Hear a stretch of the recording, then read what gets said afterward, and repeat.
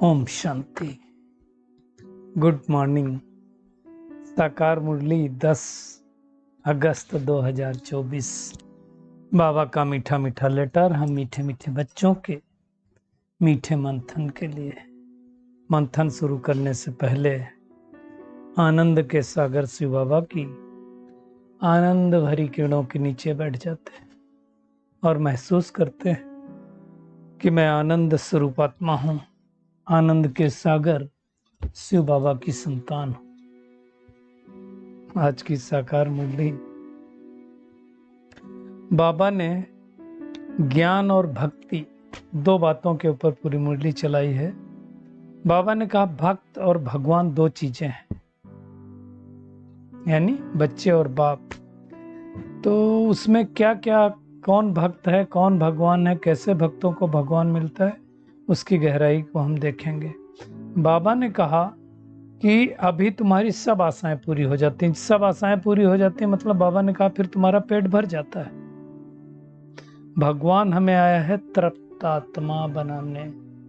तो देखें कि मैं तृप्त हूं। तृप्त का मतलब होता है सैचुरेट, या अतृप्त हूं। तो इन दोनों की गहराई में भी हम जाएंगे। भक्त और भगवान में क्या फर्क है, बच्चे और बाप में क्या फर्क है, दोनों अलग अलग चीजें हैं। तो उसके बारे में देखेंगे। हद का ज्ञान और बेहद के ज्ञान के बारे में भी बाबा ने कहा हुआ है कि हद और बेहद क्या क्या होती है। आज बाबा ने हद की तृप्ति और बेहद की तृप्ति की बात की है। क्या है दोनों तृप्ति, तो उसके बारे में भी हम देखेंगे ना। फिर बाबा ने आज कहा साइंस वाले कहाँ कहाँ ढूंढ रहे हैं, सोचते हैं आसमान में, माउंट में, मून में प्लॉट लेने का सोच रहे हैं। बाबा ने उसको साइंस का घमंड कहा हुआ है। तो उसके बारे में भी हम देखेंगे। फिर बाबा ने आज ईश्वर की भाभी, आसुरी भाभी, यानी माया की भाभी क्या है, ईश्वर की भाभी क्या है, उसके बारे में भी बाबा ने कहा।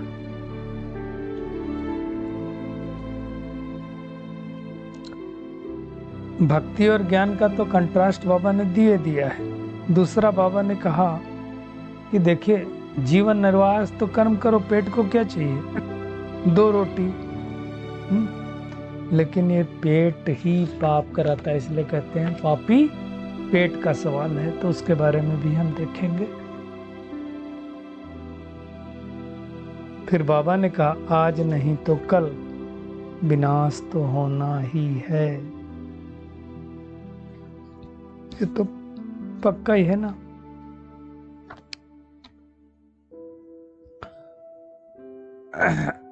फिर हम आते हैं वरदान पे।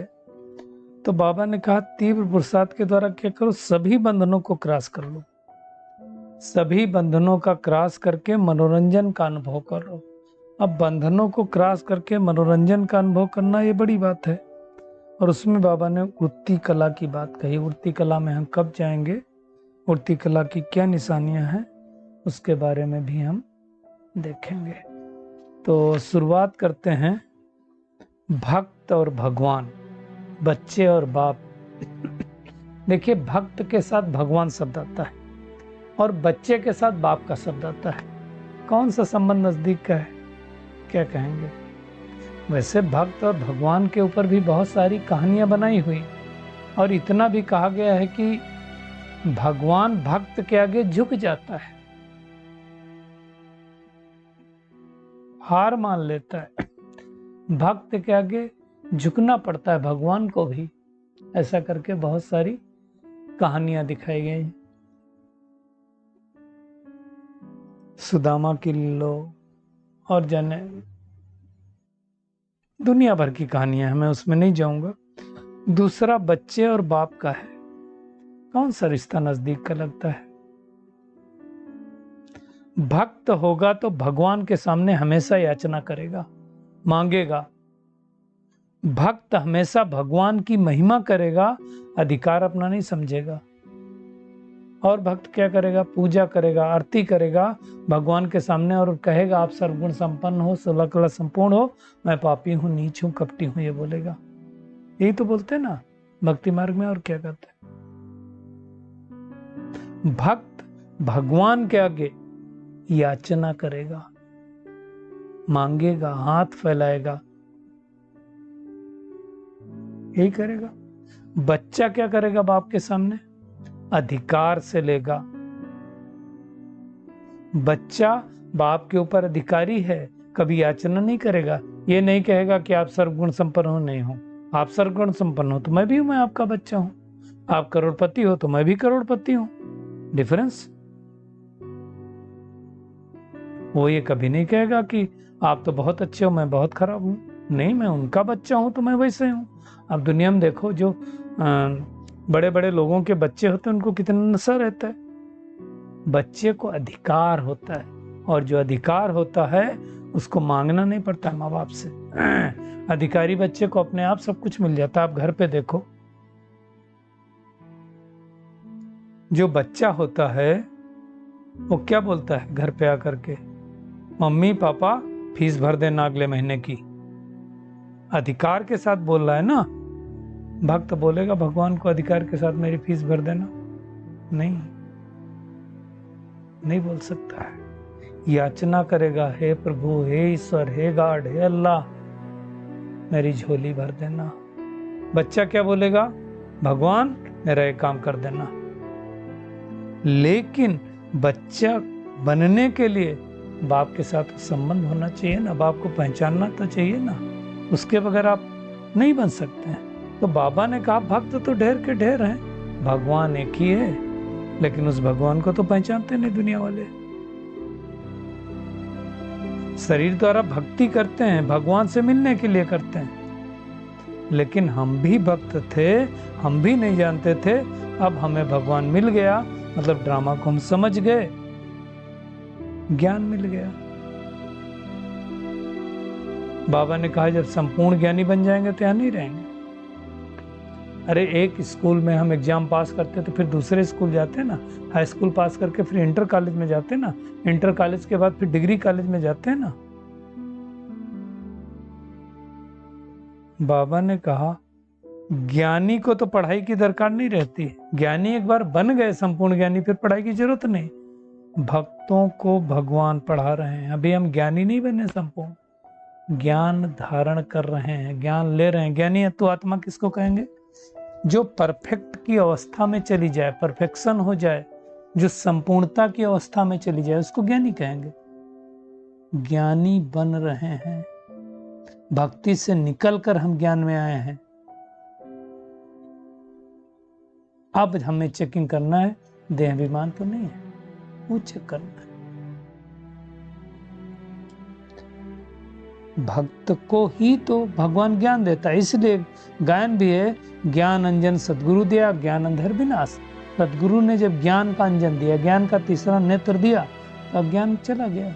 कितने देर में जाता है अंधेरा? आप देखो, कमरे में भरपूर अंधेरा हो, बहुत बड़ा हाल हो, कूप अंधेरा हो कि आप किसी का हाथ भी न देख पाए, स्विच ऑन करें तो कितने सेकंड लगते हैं अंधेरे को भागने में? बस स्विच ऑन किया और अंधेरा भागा। ऐसे ही ज्ञान की एक लाइट जली, अज्ञान भाग गया। ये बातें भगवान के अलावा कोई सिखा नहीं सकता है। तो सोचें, हम भगवान के बच्चे हैं या भक्त हैं? अगर भक्ति करते हैं तो जरूर हम भक्त हैं। भगवान मिलने के बाद हम भगवान को अगर ढूंढ रहे हैं तो भक्ति ठहरे ना। चेक करें, मैं बच्चा अभी तक बना हूं कि नहीं बना हूं। बाबा ने कहा जब तक देह अभिमान है तुम्हारे अंदर, तब तक तुम भक्त हो। अब चेक करें, देह अभिमान तो नहीं है हमारे अंदर। मैंपन है तो देह अभिमान है। पढ़ रहे हैं ज्ञानी बनने के लिए। ज्ञानी बने नहीं है, ज्ञानी अंत में बनेंगे, जब कर्मातीत अवस्था होगी तब संपूर्ण ज्ञानी कहा जाएगा। फिर पढ़ाई नहीं होगी, फिर हम सब चले जाएंगे परम धाम के द्वारा सतयुग में। तो वो चेक करना, हमारे अंदर कोई अभिमान तो नहीं। अभिमान है तो हम भक्त हैं। आज बाबा ने 2 टूक शब्दों में परिभाषा कह कर दी कि जिनके अंदर देह अभिमान है वो भक्त हैं, जो देही अभिमानी है वो ज्ञानी है। क्योंकि एक है पुरुषार्थ और एक है प्रारब्ध। संपूर्ण ज्ञानी बन गए तो प्रारब्ध है। बाबा ने कहा कि अभी तुम्हारी सब आशाएं पूरी होती हैं, अर्थात पेट भर जाता है। पेट भरने का मतलब क्या? हम संतुष्ट हो जाते हैं, सैचुरेट हो जाते हैं। हम संतुष्ट हुए, कंटेंटमेंट आया हमारे अंदर कि नहीं आया? तृप्त आत्मा बने कि अभी भी अतृप्त रहे? जो अतृप्त होता है उसका पेट कभी नहीं भरता है, और जो तृप्त आत्मा होती है उसके पास भले कम हो वो सैचुरेट रहेगा। जो प्राप्त है वो पर्याप्त है। और आप देखो,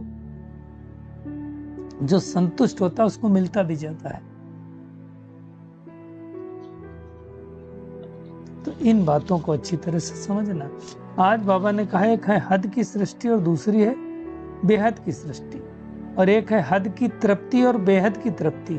क्या फर्क है दोनों में? एक हद की तृप्ति क्या हो गई? अब हद की तृप्ति मतलब क्या हो गया? हमें बहुत सारा धन मिल गया, बैंक बैलेंस हो गया, गाड़ी मिल गई, बंगला मिल गया, रिश्तेदार अच्छे अच्छे मिल गए, बड़े लोग मिल गए, अच्छे कपड़े मिल गए, अच्छा खाना मिल गया। ये सब है हद की तृप्ति। बेहद की तृप्ति क्या है? दुनिया में जैसे ब्राह्मणों को नहीं खिलाते हैं तो क्या कहेंगे? आत्मा तृप्त हुई, ब्राह्मण तृप्त हुआ। बेहद की तृप्ति क्या है फिर? जब अंदर में किसी चीज की दरकार ही न हो, ऐसा हम संतुष्ट बन जाएं कि अभी हमें कुछ नहीं चाहिए, एकदम संतुष्ट, तो यह है बेहद की तृप्ति। हद की तृप्ति मतलब चाहिए चाहिए चाहिए, भी चाहिए, वो भी चाहिए, वो भी चाहिए, हर चीज चाहिए। भूख नहीं है, अच्छा लग रहा है, खाते जा रहे हैं, खाते जा रहे हैं। कई लोगों की आदत होती है, कोई अच्छा आइटम मिल गया तो ओवरडोज हो गए। हमको खाना तो उतना ही है ना, अच्छा हो या बुरा हो, पेट तो भरना है ना उतना।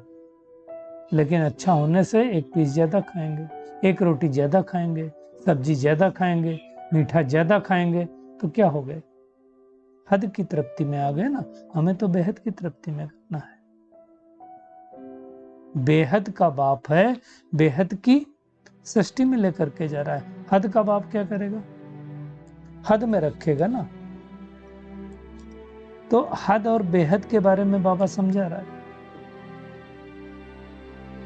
बेहद मतलब एबंडेंट, हद मतलब जहां हदें बनी हुई हैं, मेरी ये सरहद, मेरी ये सरहद।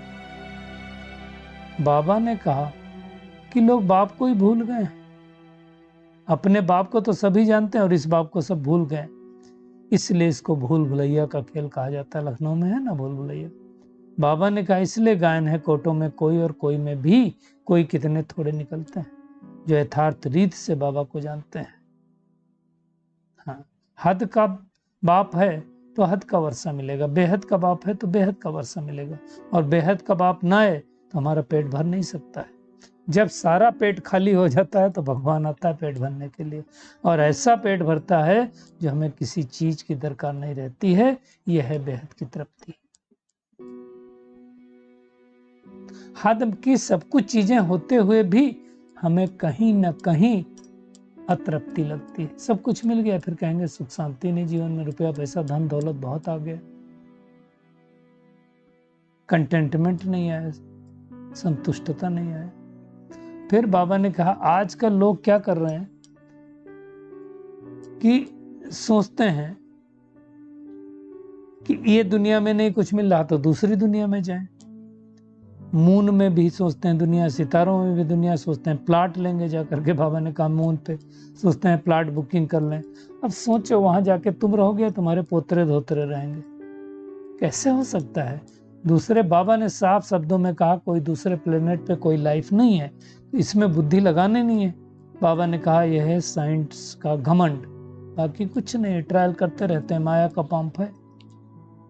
ये भारत ही स्वर्ग था, कितना धन था। बाबा ने कहा देखो महमूद गजनबी आया, कितनी बार 16-17 बार लूट कर ले गया, तो कितनी बड़ी बात है ना। बाबा ने कहा जैसे रावण राज्य शुरू हुआ, चोरी चकारी झगड़े सब चालू हो गए। बेईमानी, मक्कारी सब तो यही चालू हुए ना। बाबा ने कहा रावण को भी तुम हर साल जलाते हो, दशहरा मनाते हो। अब ये नहीं मालूम दशहरा क्या चीज होती है, मनाते हैं, रावण को जलाते हैं। 10 सिर जो लग गए विकारों के, उनको काटना, 10 सिर को हरना, वही दशहरा है। तो ये भी बाबा कहते हैं जैसे गुड़ियों का खेल हो गया। अब बाबा ने कहा ईश्वर की भाभी और माया की भाभी। माया की भाभी क्या है? जिसको आसुरी भाभी कहते हैं। आसुरी भाभी क्या है? क्या फर्क है? आसुरी भाभी आपको आसुरी संप्रदाय में लेकर के जाएगी, आसुरी कर्म करना सिखलाएगी। ईश्वर की भाभी ईश्वर कर्म सिखलाएगी। ईश्वर की भाभी है भक्ति का फल ज्ञान। ईश्वर की भाभी है सतयुग की रचना। ईश्वर की भाभी है दैवी गुण धारण करना। माया की भाभी क्या है? आसुरी गुण धारण करना। फर्क है ना?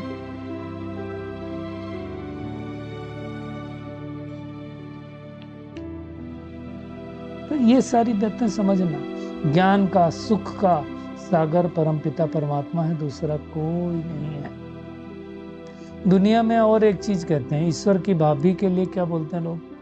जैसी ईश्वर की भाभी, कोई कर्म करेंगे नहीं हुआ तो, किसी ने शरीर छोड़ दिया, भगवान न करे ऐसा हो जाए, भगवान न करे, टच वुड, जाने क्या क्या बोलते हैं। ईश्वर की भाभी के आगे किसकी भाभी चली? ऊपर नीचे हो गया, छोटा मोटा हो गया तो उंगली तो इधर उधर रख सकते हैं, कुछ बड़ा हो गया तो उंगली भगवान के ऊपर रखते हैं और कहते हैं इसकी भाभी के आगे किसकी भाभी चली है। अब क्या कहेंगे, ईश्वर की भाभी क्या है?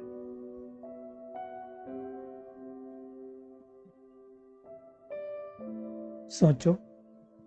रावण राज में हम क्या से क्या बन गए? बाबा कहते हैं कोई ईश्वर की भाभी नहीं है, माया की भाभी है। अभी हमको ईश्वर का भाग्य मिलता है, वहां दुख नहीं होता है, ये है ईश्वरी की भाभी। बाकी ऐसा नहीं है कि कुछ थोड़ा बहुत ऊपर नीचे हो गया तो हम कहेंगे ईश्वर की भाभी। पत्ता पत्ता ईश्वर की मर्जी से हिलता है, ईश्वर के बगैर कुछ नहीं हो सकता, ये सब बातें नहीं। ईश्वर की भाभी क्या है? ईश्वर की भाभी तो है कि आप सतयुग में जाएं। चलने के लिए तैयार होना चाहिए ना भगवान के बताए गए रास्ते पर। तो उसके बजाय तो भगवान को ठिक्कर वित्तर में कर दिया, सर्वव्यापी कर दिया।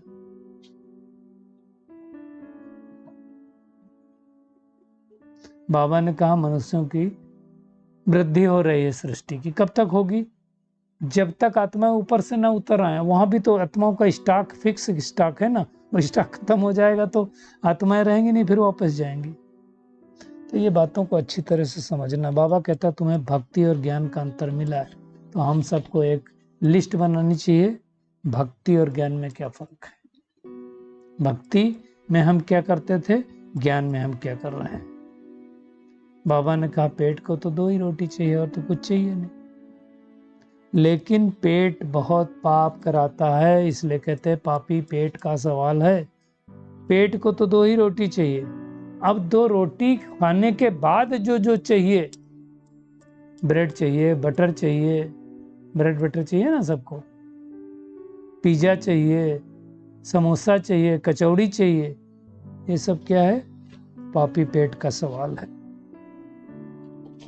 लेकिन बाबा ने कहा भले गवर्नमेंट से कोई पाप छिपाए, छिप नहीं सकता। बाबा ने कहा शरीर निर्वाह करो ना, उसके लिए कोई मना थोड़ी करता है, लेकिन टू मच में न चले जाओ कि हमें ज्यादा पाने के लिए बेईमानी करना पड़े, ज्यादा पाने के लिए अनैतिक कर्म करना पड़े। वो साथ में नहीं जाने वाला है। याद रखना है कि 90% हमारी संपत्ति अनयूज्ड ही रह जाती है, 10% ही हम यूज कर पाते हैं। बाबा ने कहा लोग डरते हैं कहां न कहां बड़ी लड़ाई न लग जाए। बाबा ने कहा आज नहीं तो कल विनाश तो होना ही, इसको कोई रोक थोड़ी सकता है। रोक सकता है क्या? नहीं, विनाश तो होना ही। तो हमें बेहद की बादशाही मिलती है, तो फिर हद की बातों में क्या जाना है ना? जैसे ब्रह्मा बाबा के बारे में कहा जाता है कि उनको जब बाबा का बने जब वो, तो उनको जो उनका बिजनेस था वो गदाई लगने लगा, मतलब कौड़ी से हीरे से कौड़ी लगने लगा। तब उन्होंने ताड़ दिया कि अल्फ को अल्लाह मिले,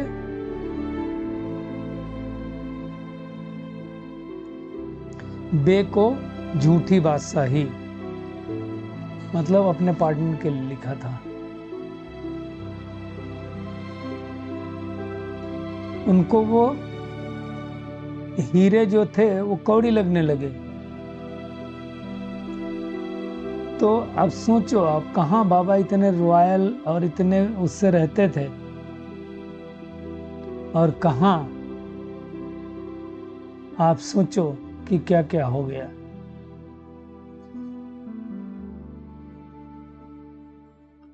तो शरीर भी बाबा को दे दिया और ये संकल्प किया कि हमको तो भगवान मिल गया, विश्व का मालिक बन गया, तो क्या करेंगे। यही है, अलिफ को अल्लाह मिला, बे को मिली झूठी बादशाही, आई तार अलिफ को। अलिफ को मतलब ब्रह्मा बाबा को, हुआ रेल का राही, सब कुछ छोड़ छाड़ करके चले आए। तो उसके बारे में बाबा ने कहा हुआ है।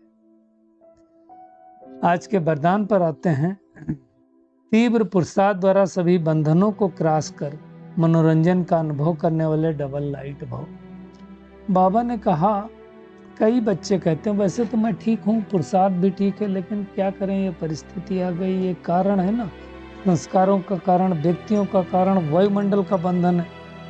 बाबा ने कहा, कारण कैसा भी हो, क्या भी हो, तीव्र पुरुषार्थी सभी बातों को ऐसे क्रॉस करेगा जैसे कुछ है ही नहीं, मक्खन से बाल। वो सदा मनोरंजन का अनुभव करेगा।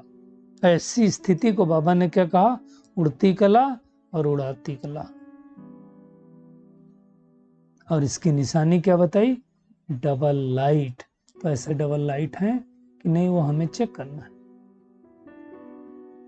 हलचल में किसी प्रकार का बोझ उनको ला नहीं सकता है। तो तीव्र पुरुषार्थ की निशानी मतलब क्या, क्यों, कब, कैसे, कहां में ना जाए। स्लोगन है आज का, हर गुण व ज्ञान की बात को अपना निजी संस्कार बनाओ। बहुत ज्ञान है आपके पास, लेकिन अगर आपने अंदर धारण नहीं किया, आपका निजी संस्कार नहीं हुआ, तो कोई फायदा नहीं। आपका अपना निजी संस्कार बनना चाहिए। तो आज का होमवर्क क्या है, एक तो हमें विशाल बुद्धि बनना है, तृप्त आत्मा बनना है, हमें भक्त नहीं बनना है, बच्चे परमात्मा के बन के रहना है, देह अभिमान को छोड़ना है, देही अभिमानी बनना है, शरीर निर्वार्थ कम कर कर्म करना है, लेकिन सदैव खुशी का नशा रहे कि हमको पढ़ाने वाला स्वयं भगवान है। बुद्धि हद के बजाय बेहद में लगाना है ना। डबल लाइट बनने के लिए सर्व बंधनों को क्रॉस करके मनोरंजन का अनुभव करना है। हर गुण व ज्ञान को अपना निजी संस्कार बनाना है। अच्छा, शुक्रिया मीठे प्यारे बाप दादा, शुक्रिया आप सभी का इस मीठे मंथन के लिए। अच्छा, ओम शांति।